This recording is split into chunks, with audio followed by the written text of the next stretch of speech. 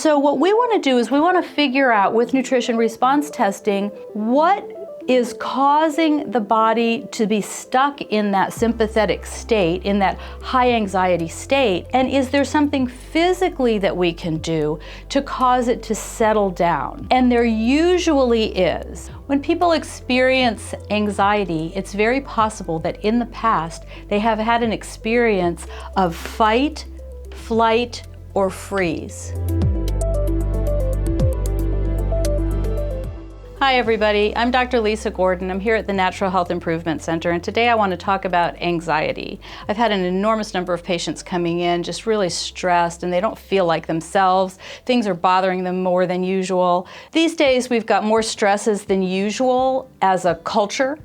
And so people who didn't used to be anxious are now anxious, and people who used to have a little bit of anxiety are now really limited by their reactions to things. So what I want to talk about today is how to manage our way through that, not in a psychological sense. I'm not a psychologist. I'm a nutrition response testing practitioner and I'm a chiropractor, and I deal in the physical realm. So I'm interested in structure, bones, ligaments, joints, and organs and glands and the chemicals of the body. So I just want to talk to you about the physical aspects of how we end up holding on to experiences perhaps that have caused us to be frightened or anxious. People who live in the past are sometimes more prone to depression, worry about things that have happened in the past, and people who are worried about the future tend to react in terms of fear and anxiety. So what I like to do is help people to figure out if there is some kind of physical aspect to this. Most of the time there is. The nervous system gets involved and it can get stuck in this fight, flight, or freeze kind of state. So when we get frightened about something, we may fight it, we may run from it, in other words, flee from it. So that's the fight and the flight. And sometimes we just freeze. If you think about a deer in the headlights, well, it does freeze for a moment, but then it runs off because it's fleeing, but it doesn't hold on to that experience. As humans, we tend to replay things and live in the past, live in the worry about the future. I had this experience when my children were little and I was so worried about them all of the time.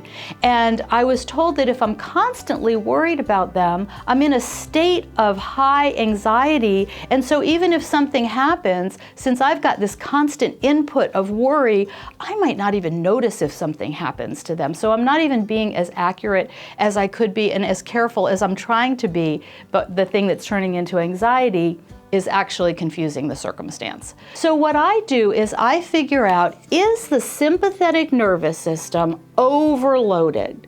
So there's a sympathetic nervous system, which is the part that does react, and it's the fight and the flight when it's appropriate.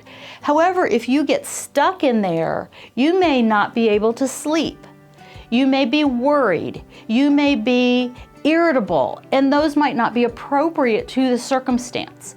What we want to do is have a balance between the sympathetic and the parasympathetic nervous systems, because your parasympathetic nervous system runs your lungs and your digestion and your heart. And so some people who have anxiety might end up not digesting their food well. They might end up with digestive problems. They might end up even with hormonal problems. If they're going through menopause, it might be something that causes even more hot flashes, for example. And so what we want to do is we want to figure out with nutrition response testing what is causing the body to be stuck in that sympathetic state, in that high anxiety state, and is there something physically that we can do to cause it to settle down? So we can find out, is the pituitary gland on high gear? Is the body just overreacting and out of balance in some way? Is there some kind of stressor on the body that needs to be handled, so the stressor that is causing the body to be out of balance, that if handled can allow the body to go back into balance? And that's what we find out with nutrition response testing. Now, I also do chiropractic and neurocranial integration.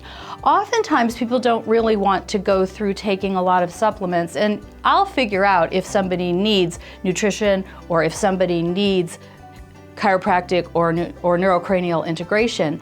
Neurocranial integration is another way that we handle anxiety. It's very good for children who are not focused, for people who are in a state of heightened anxiety. It settles the nervous system, and it's a nice stretch of the tissue that goes around the brain and the spinal cord, and it just settles the whole nervous system. And people feel it right there on my table. So those are some ways that we help to handle anxiety.